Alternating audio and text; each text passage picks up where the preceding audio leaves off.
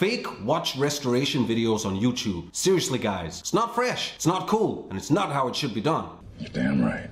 But then something inside my brain twigged while I was lying in bed last night at 2 o'clock in the morning. I was trying to sleep, I had Rick and Morty on in the background, and then my mind just got wondering, what if I was lucky? If I went out for a walk and I found something you don't know? And what if I actually choose the same methods that these guys use and I get these amazing results? Maybe I've been doing it wrong all along. I don't know.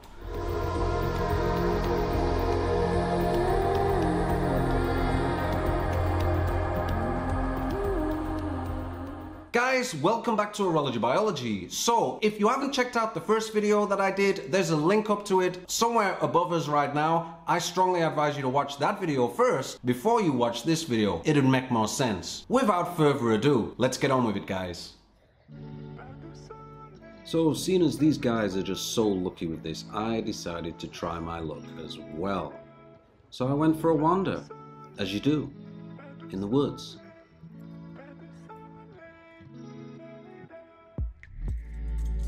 And it didn't actually take me long, and I was absolutely blown away. I could not believe my luck, guys. Seriously, I could not believe it. Check it out. Is it? Could it be? Wow. Exactly.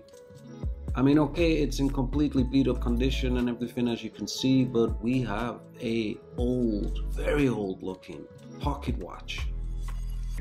Probably plated, but wow, guys, seriously. I mean, oh, okay, the crystal is wrecked, but I'm gonna use their methods, and I think I can bring this back up to life. Seriously, I'm feeling quite confident.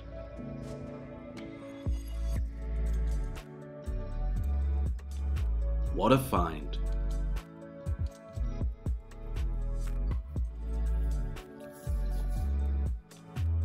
So I got back to the bench, and as you can see, I'm sporting similar big ass gloves, not going all the way up to my elbows, but definitely way too big for me. Just gonna try and open up this watch and have a look at it, and as you can see, it is dirty, very scratched, very wounded, but in this kind of situation, we need to use something powerful. So washing up liquid is key, guys. Washing up liquid is key. So a few drops of that, and then we're gonna chuck this in, and then I'm gonna continue with the method that I've seen in their videos, and I'm going for some Bob Ross treatment. Yep, Bob Ross all the way on this. Let's get rid of all that dirt, all that grime, and let's make this magical. So just working the case, so we can get to see that dial, and oh, it doesn't look amazing. There's a lot of tarnish, a lot of deep scratches. Oh, looks like I'm gonna be in for a job.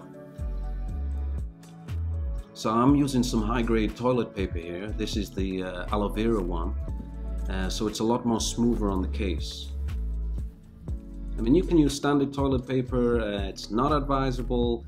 The aloe vera and the special butterscotch scented versions are much more appropriate for a job like this. So I'm going to remove the little pin which is holding this very old antique looking spring, which is keeping the lid on this pocket watch, and oh, there it goes. So now I need to snap off the case back and reveal what's inside. I'm using a razor blade for this so that I don't want to damage it further, obviously. And wow, that's a really small movement. I think it's a quartz movement by the looks of things, probably very old, and obviously there's a lot of gunk in there. It's not running, obviously, as you can imagine, but let's take out the winding stem and we'll chuck that in the water.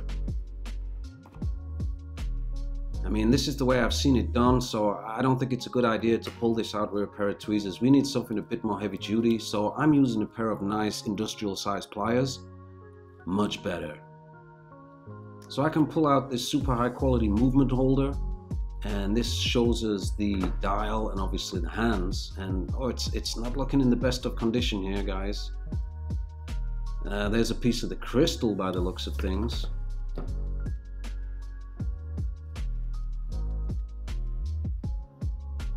And there's a lot of dirt. Obviously with a crack like that and a hole, I mean, it's nothing that we can't repair. I mean, we've seen it done, so like I said, I'm going to use similar household methods, and hopefully I can bring this up to a decent standard as well. So back on the Bob Ross, and I'm just going to clean up this dial, give it a quick wash in this soapy liquid. Same with the movement and the movement holder. Just get all that gunk out of there, you know, before we rinse this off. Okay, so we get a better look at this dial, and now it's time to remove the hands. So we need to make sure that we don't cover these with plastic in any shape or form, because, well, the dial's screwed anyway, so we're not bothered. So we just drag these off in any kind of way we want. Remember, quick is better. Quick is better in a situation like this. And we just neatly put those aside. And just give the dial some more water treatment. The dials love water. They do. I mean, it makes them gloss better. So now I'm just going to remove this antique movement and just pop that off. Oh, sorry, I'm just taking out the battery. Didn't know they used them back then, but still, let's take it out.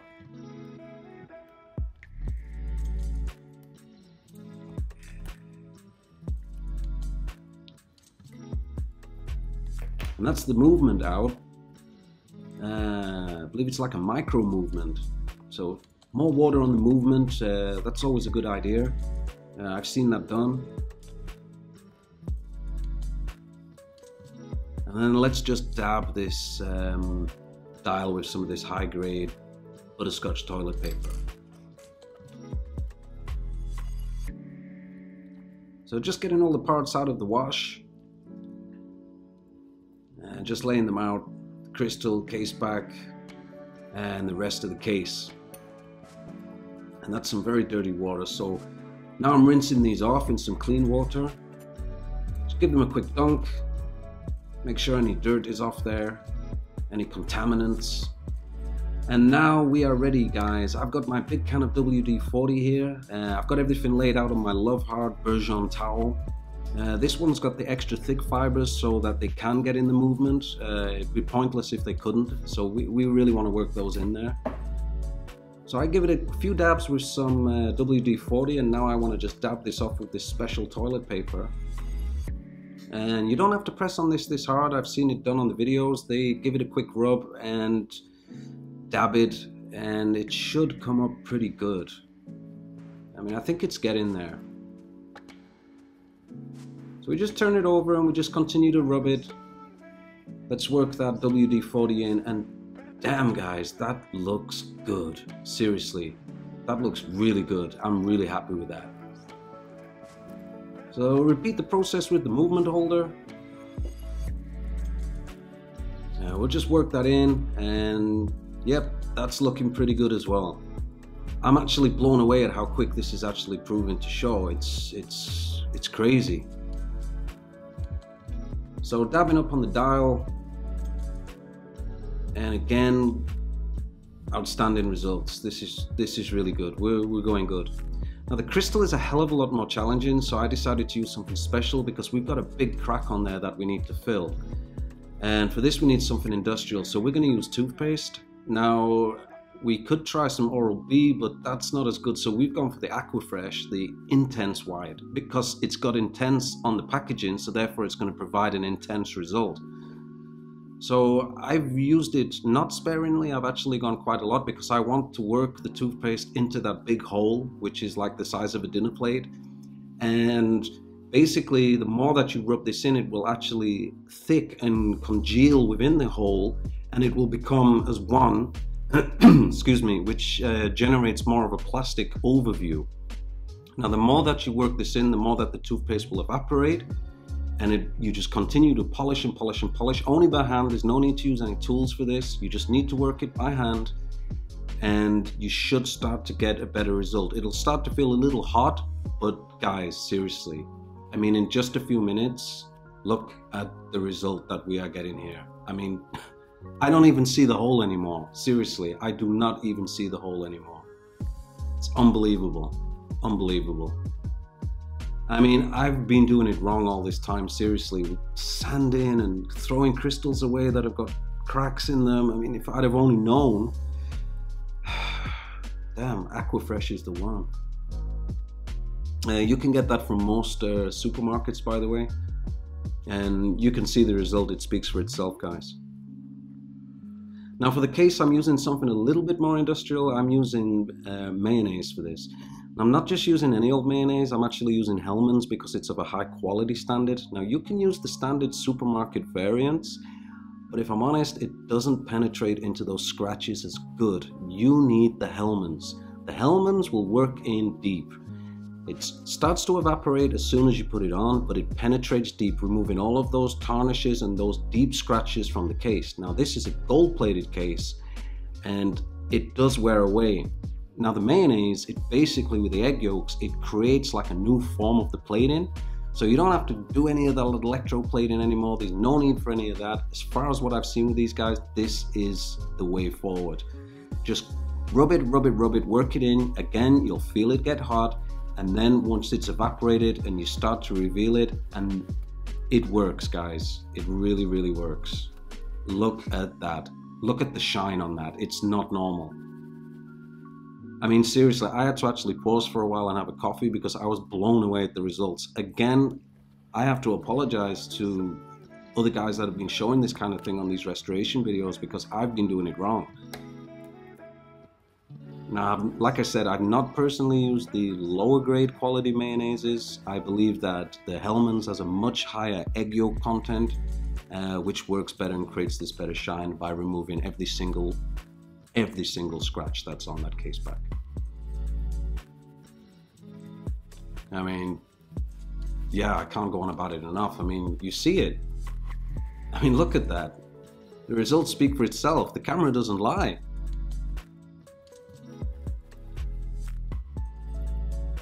So we're going to do this now with the main case. Now it's a thicker metal, so we need to be a little bit more industrial with this. So we're using the Hellmann's. We're also going to apply a couple of dabs of WD-40. WD-40 works on pretty much anything. It will work on anything, seriously. And just to top it off, just a few dabs of the Dreft washing up liquid. That's to create more of a soapy, slippery experience, because when you're rubbing it between your fingers, you want to get a nice kind of texture and you want it to be slippy and smooth. And that's exactly what that will do. And because it's a thicker metal, you need to basically work it in a little bit harder in order to get the benefits of the results. So I've been doing this now for a few seconds, as you can see. Again, it started to get hot. The liquids are starting to evaporate, and there we are, guys.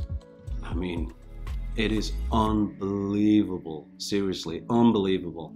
I don't know how these guys do it, but now I do know. I mean, now I know. I mean, moving forward, seriously, this is my way of doing things from now on, because this is the future as far as I'm concerned.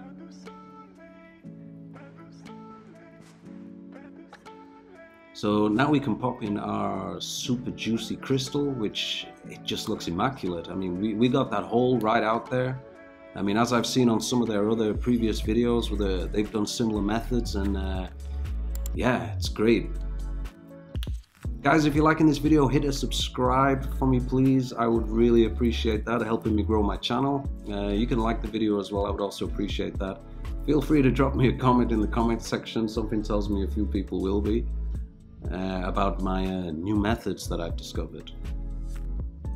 So, rebuilding the watch now, we're gonna put the movement back onto the dial and fix that on, making sure that I get it the right way around. It's really good as well that I keep it on this Love Heart Bergeon extra super thick towel, so that I pick up a lot of these little hairs, and I make sure that I get these, you know, into the movement and work those in. They help with the friction. Friction on a movement is a very good thing. So now that that's in, I can get this ready for case up. But before we do this, obviously we've got to put the hands on.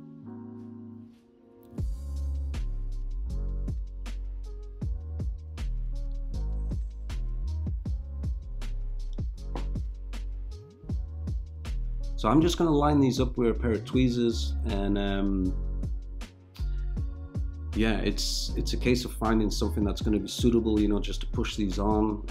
I don't have a hand tool that we'll use for this, so for something like this I want to use something which has got a little bit more weight. So I'm going back to the industrial size pliers. I can just nip those on. Same for the minute hand as well. It's always good to make sure that you align them on 12, but if you get it off by about 10 minutes, it's not so much a big deal. When the person just looks at their watch, they'll just think that they're running fast, and maybe that's a good thing for them. So just pop that minute one on, and then make sure we just press it on really hard as well, so it virtually breaks the pinion underneath.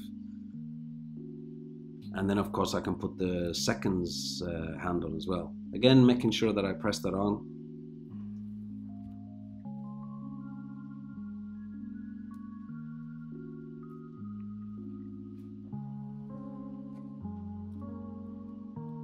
And I'm putting in a new battery for this, because the other one, because it's such an old watch and, you know, such an old vintage piece, that battery obviously died decades upon decades ago, with the item that I found being lying in the mud for decades upon decades.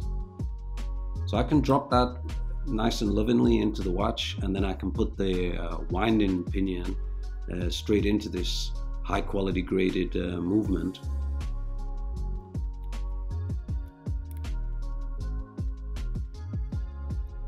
So once that's in,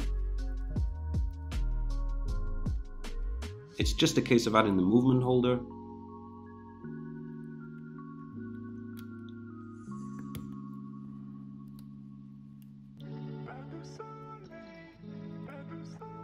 And that just presses in. And guys, we have a running watch, as you just saw. Now I'm gonna reattach the front of the case, and that's held in with a pin. Now in a situation like this, because obviously we've spent all this time and this effort, you know, restoring this case and making it look like it's brand new, we want to use something like these pair of pliers, which are really big, and the chances of actually scratching this case are like guaranteed. So we just want to go and apply that pressure and make sure that we push that pin in and just jam that pin. And there we have it. That's nicely snapping and it looks pretty good. So now I can just put the case back on, and that's just a snap case back, also looking minty fresh. And there we have it. That's back on as well.